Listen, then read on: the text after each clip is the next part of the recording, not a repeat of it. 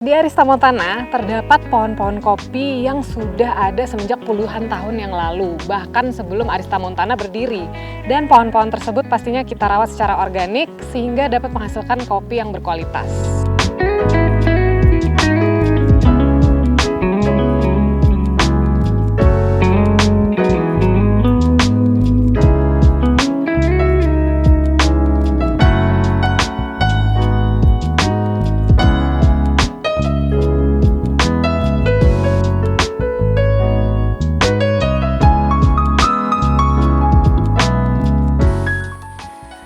Pagi, Mas Bima.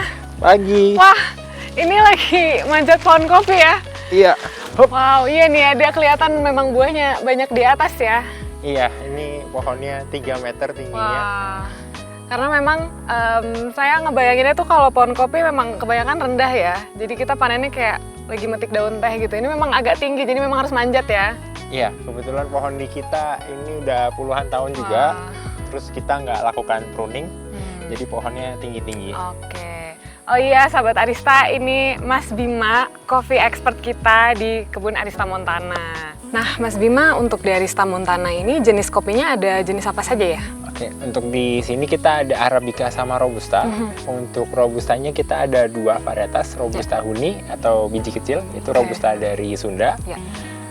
Subang tempatnya. Kemudian yang kedua ada Robusta Borbor, itu kita ambil bibit atau benihnya dari Lampung. Kemudian untuk yang Arabica, kita di sini ada tanam Ateng, Aceh Tengah, varietas Aceh Tengah.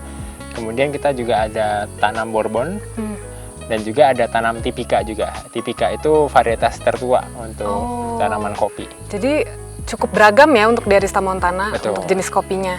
Nah, ini tadi sempat ngebahas pruning ya. Jadi mungkin salah satu perawatan yang dilakukan, treatment yang dilakukan kepada pohon-pohon kopi di sini, mungkin bisa dijelaskan sebenarnya perawatannya itu seperti apa sih?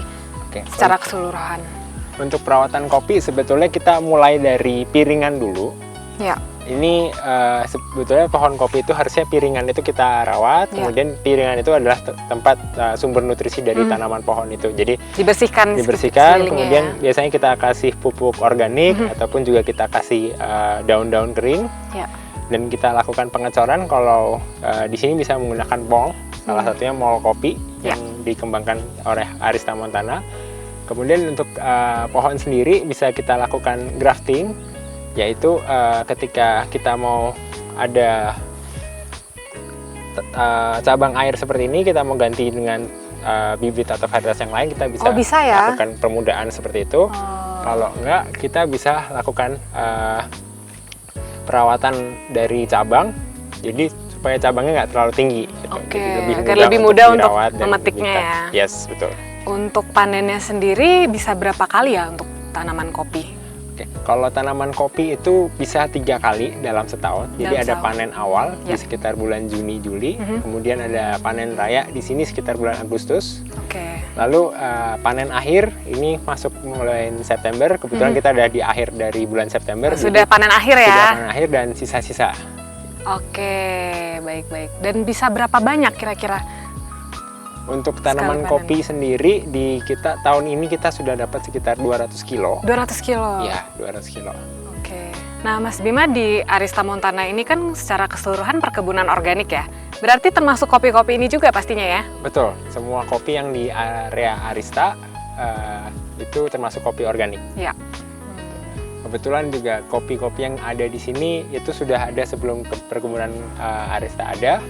Jadi mereka ikut dalam masa transisi ke area organik. Ya. Dan juga ini sudah lebih dari 15 tahun kurang lebih. Nah, Mas Bima, ini ada biji kopinya ya? Tuh yang di atas ya? Betul, ini ada biji kopi atau kita sebut buah. Buah kopi yang kita kenal dengan nama cherry. Oke. Gitu. Kalau Kak Yasmin mau lihat yang lebih banyak lagi, kita ada pohon yang lagi berbuah. Mungkin bisa kita ke sana. Oke, nah sahabat Arista, mungkin kita bisa sekalian panen juga nih. Betul. Oke, yuk. Mari.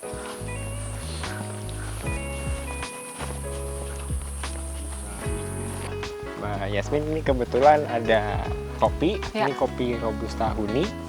Jadi di Arista ini kopi itu tersebar.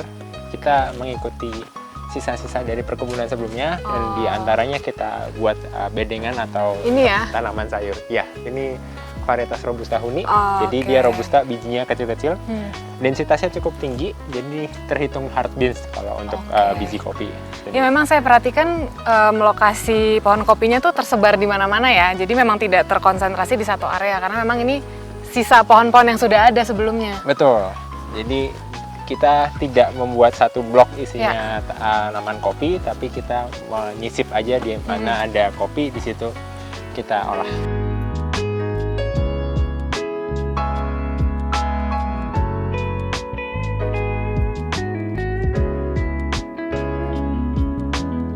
Nah ini dia pohon kopinya ya. Ini jenis yang mana, Mas Bim? Ini hasil grafting kita. Di atas ini adalah Robusta borbor atau biji besar. Ya kelihatan ya memang dia buahnya sedikit lebih besar dibanding yang tadi ya. Betul, ini Coba. Bijinya lebih besar. Ini Iya. varietas dari Lampung. Kita coba kembangkan di Arista Montana. Untuk bagian bawahnya ini sebetulnya adalah varietas Robusta huni. Oh beda yang ya? biji kecil, iya. Oh Jadi kita memang di lakukan- satu pohon saat grafting bisa beberapa jenis dia. Betul. Jadi kita lakukan grafting untuk menyambung pucuknya dari cabang Robusta borbor dengan Robusta huni. Oke. Seperti itu. Oke. Seperti ini aja ya petiknya ya. Ya. Ini nanti bisa tumbuh lagi. Untuk kopi bisa tumbuh lagi ketika Jadi bunga lagi ya? Ya, masih ada masa panennya. Oke. Tapi sekarang kita udah di akhir masa Jadi panen. ini sudah selesai ya? Udah Ya, tidak bunga tumbuh yang lagi ya? sudah tumbuh lagi, dia akan kena hujan dan membusuk. Jadi dia gagal untuk membentuk buah lagi. Oke. Seperti itu. Ini dia jenis Robusta Borbor. borbor. Betul. Bisa dikupas mungkin? Oke.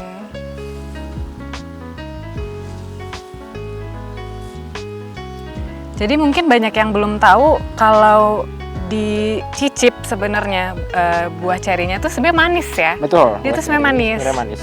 Nah, ini untuk yang borbor. Oh, ini kita dapat borbor yang pea berry atau dia tidak Nah ini baru Mau wujud buka. biji kopinya ini ya. yes. Ya, ini untuk biji borbor yang tidak membelah dua atau kita sebutnya kopi lanang atau Oke. kalau di SNI kita sebut sebagai pea berry. Nah, sahabat Arista, memang tadi sudah kita simak bersama-sama ya di Arista Montana ada beragam tanaman kopi dengan macam-macam jenisnya yang memang kita rawat dengan sepenuh hati secara organik agar mereka bisa menghasilkan kopi-kopi dengan kualitas yang tinggi. Nah, kita udah ngomongin tentang pohon dan tumbuhannya, cara merawatnya. Sekarang aku penasaran nih pengolahannya hingga bisa menjadi kopi yang kita santap sehari-hari.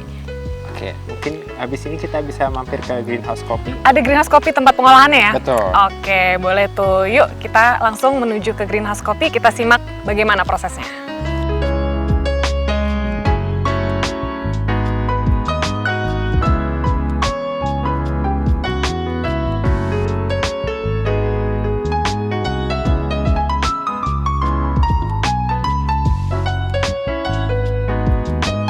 Ini berarti yang lagi dijemur di luar ya? Karena Iya. memang cuacanya hari ini lagi lumayan oke lah ya mataharinya. Ya, cuaca hari ini dari pagi udah matahari udah oke, jadi kita jemur di luar.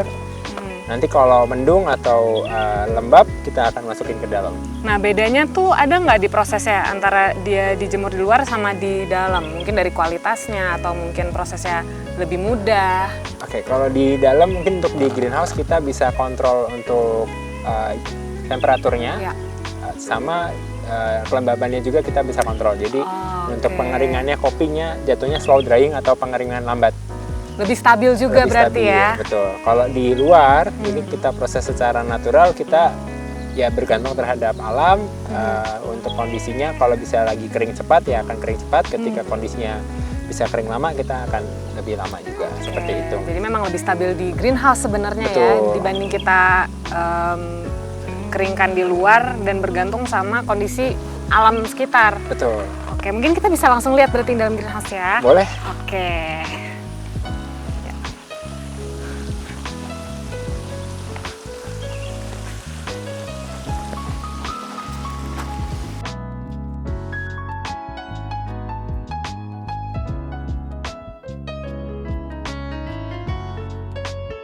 Oke, jadi untuk kopi ini kopi Arabica. Kita proses secara natural, jadi kita jemur kopi dengan ceri-cerinya. Oke. Kalau di greenhouse ini dibanding dengan yang di luar, itu lebih konsisten. Ya. Jadi untuk suhu dan kelembaban itu kita Itu jaga. dimonitor juga ya suhu dan kelembapannya, kita karena monitor. memang ada beberapa ventilasi di sini soalnya ya. Betul, kita dibantu fan juga, juga dibantu dengan para juga untuk para net ini untuk ngejaga batas suhu yang masuk sama UV yang masuk, seperti itu. Jadi dengan adanya ruang terkontrol ini, kita harapannya bisa menghasilkan kopi juga yang lebih terjaga konsistensinya sepanjang tahun. Kualitasnya juga pasti lebih terjamin ya. Betul. Iya. Jadi di belakang kita lakukan proses pengolahan, kemudian di sini limbah itu kita simpan. Oh, ini ya hasilnya ya? Iya, ini ada salah satu drum kita fermentasi. Fermentasinya? Ya, kita kemarin lakukan fermentasi anaerobik. Kemudian untuk sisa limbahnya ada di sini.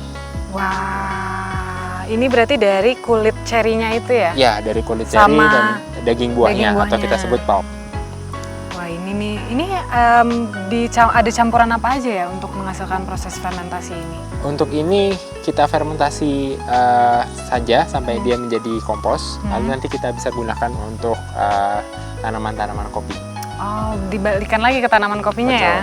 Oke, ini soalnya baunya tidak ada bau menyengat nih untuk hasil fermentasi dari limbah kopinya ya? Ya.